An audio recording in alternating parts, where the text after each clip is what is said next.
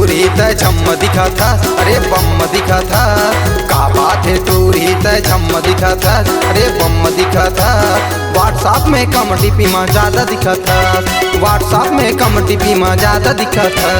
का बात है टूरी त झम दिखा था, अरे बम दिखा था।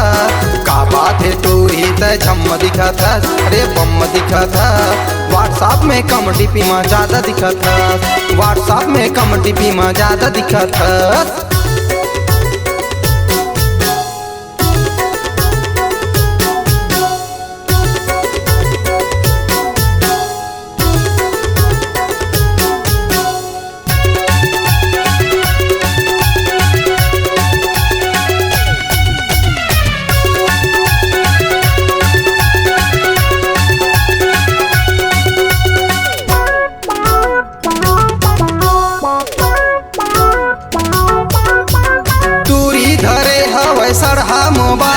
सड़हा मोबाइल गा सड़हा मोबाइल, बुगुर बागर करत हवे मारा थे स्टाइल, मारा थे स्टाइल गा मारा थे स्टाइल।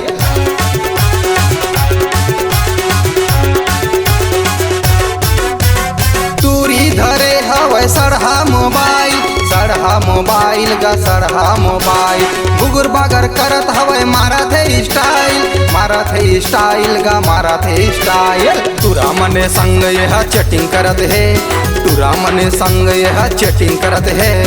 आना मोर जान कह के सेटिंग करत है, आना मोर जान कह के सेटिंग करत है। का बात है टूरी त झम दिखा था, अरे बम दिखा था। व्हाट्सएप में कम डीपी में ज्यादा दिखा था, व्हाट्सएप में कम डीपी में ज्यादा दिखा था।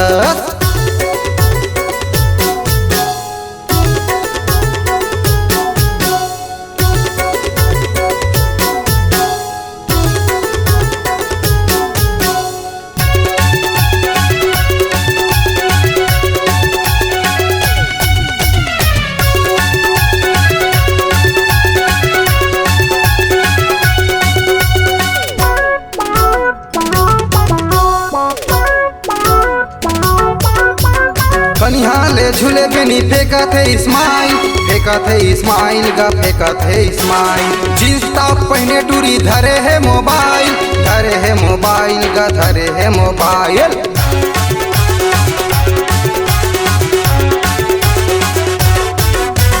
कनिहाले झूले बेनी फेंका थे स्माइल, फेंका थे स्माइल गा फेंका थे स्माइल। जींस टॉप पहने टूरी धरे है मोबाइल, धरे है मोबाइल गा धरे है मोबाइल। टिप टॉप फैशन में कहाँ जाबे वो, टिप टॉप फैशन में कहाँ जाबे वो।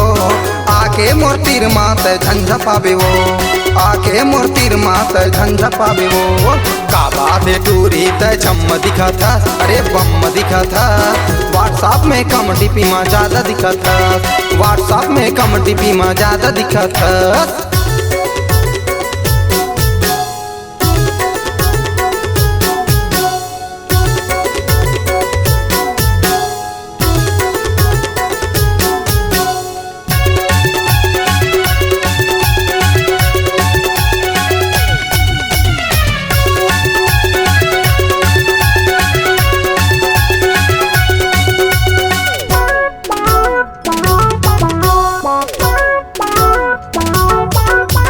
बात मोरे मान टूरी हो जाबे बदनाम, हो जाबे बदनाम टूरी हो जाबे बदनाम। वो देख के अबे जाबे टूरी पजा दे ही काम, वो पजा दे ही काम तोरे पजा दे ही काम। वो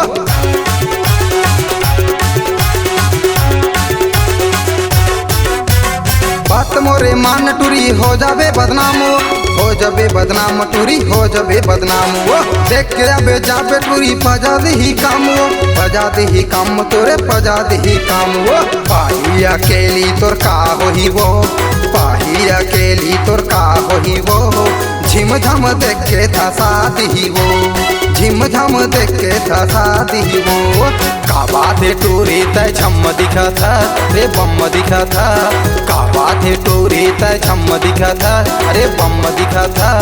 व्हाट्सएप व्हाट्सएप में कम डीपी में ज्यादा दिखत है, व्हाट्सएप में कम डीपी में ज्यादा दिखत है, व्हाट्सएप में कम डीपी में ज्यादा दिखत है, व्हाट्सएप में कम डीपी में ज्यादा दिखत है, व्हाट्सएप में कम डीपी में ज्यादा दिखत है, व्हाट्सएप में कम डीपी में ज्यादा दिखत है। छत्तीसगढ़ी गाना सुनने के लिए हमारे YouTube चैनल को सब्सक्राइब करें और नए नए अपडेट पाने के लिए बेल आइकन को प्रेस करें।